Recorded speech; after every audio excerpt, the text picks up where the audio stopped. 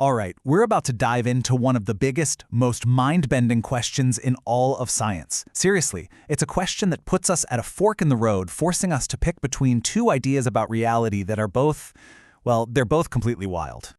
It seems like such an easy question, right? I mean, of course it is. You look around, you see a chair over there, a table here, you see yourself, you see other people. Everything is its own separate thing. It's the most basic bedrock piece of common sense we've got. But what if our absolute best science is telling us that our common sense has it totally fundamentally wrong? So here's the game plan. First, we're going to look at that common sense view of the world and see how science just completely shattered it. Then, we'll dig into the specific test that did the shattering. That's going to bring us to this massive fork in the road. We'll explore the two bizarre paths forward, and then, finally, we'll get into why this choice is so much more than just an academic debate. It really matters. You know, for hundreds of years, our picture of the world was built on two giant pillars. And these weren't some complicated scientific ideas, they were things that just felt obvious. They felt like just the way things are. Okay, so pillar number one is realism. This is just the simple idea that stuff has properties all on its own, whether we're looking at it or not. You know, if you put a red ball in a locked box and walk away, it's still in there and it's still red and round. It's part of an objective reality that just is, independent of us. Makes sense, right? And pillar number two is locality.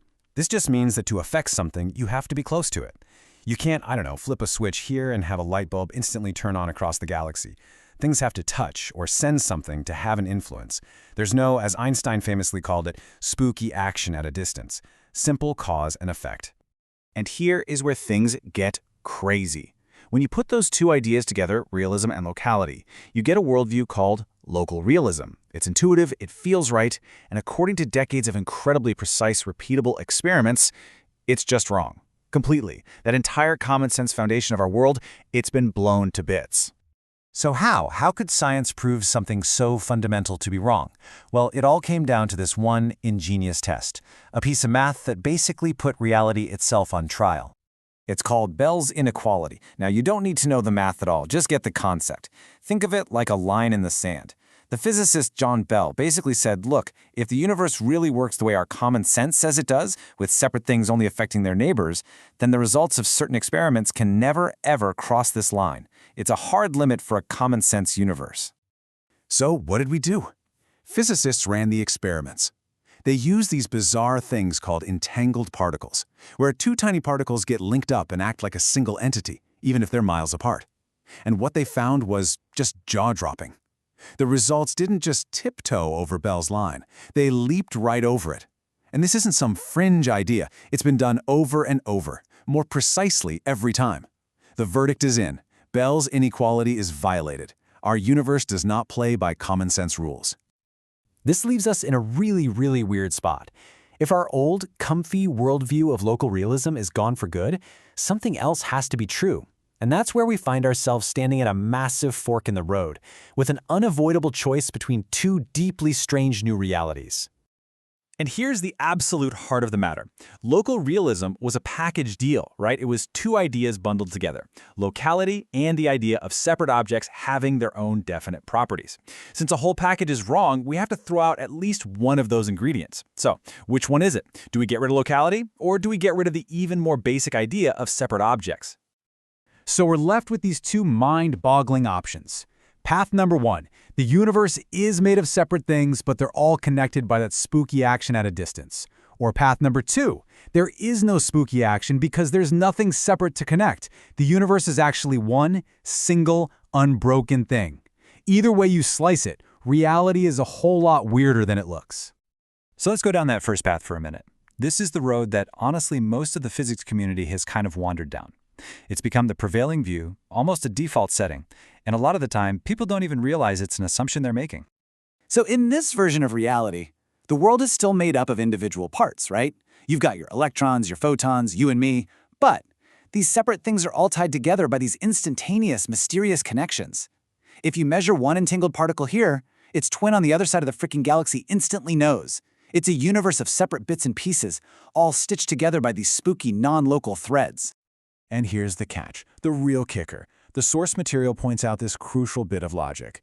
If, And it's a big if. You start by assuming that separate objects are a real thing, then yes, the only conclusion you can draw from the data is that reality must be non-local. But you see the problem? That conclusion only works if you accept the initial, unproven assumption. And that one assumption has completely dominated the conversation. I mean, look at this. The vast majority of scientific brainpower has gone in to figuring out what non-locality means, while that other option has been almost completely left in the dust. It's been the default choice, but not really an investigated one.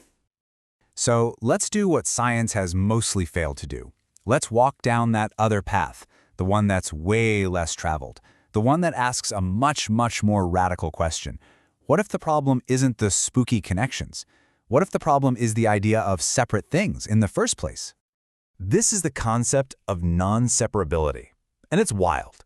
It basically says the reason our experiments break a rule built for separate objects is, because reality isn't made of separate objects. The chair, the table, that star billions of light years away, they aren't really distinct separate things. They're all just patterns or ripples in one single, fundamental, undivided reality. Just take a second and let that really sink in. This isn't some New Age philosophy. This is a serious scientific possibility, and it's being demanded by the experimental data. The universe isn't a collection of things. The universe is one thing. And that leads to maybe the most shocking admission in the source material. This whole idea that reality is one undivided whole is what the researchers call Hypothesis 1. And what's their blunt, honest assessment of how much we've investigated it? We have not yet checked 1. This entire, profound, mind-altering worldview has just been sitting there, a giant blind spot in our search for what's real. So at this point, you might be thinking, okay, that's trippy, but so what? Does this actually change anything?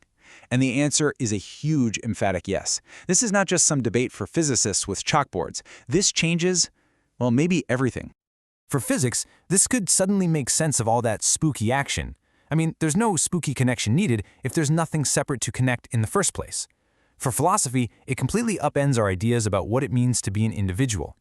And for you, for me, for all of us, it challenges the most fundamental story we tell about ourselves. Are we tiny, separate beings living in the universe, or are we literally the universe experiencing itself? Look, the goal here isn't to declare a winner. It's to point out that we've been running on an assumption for a very long time.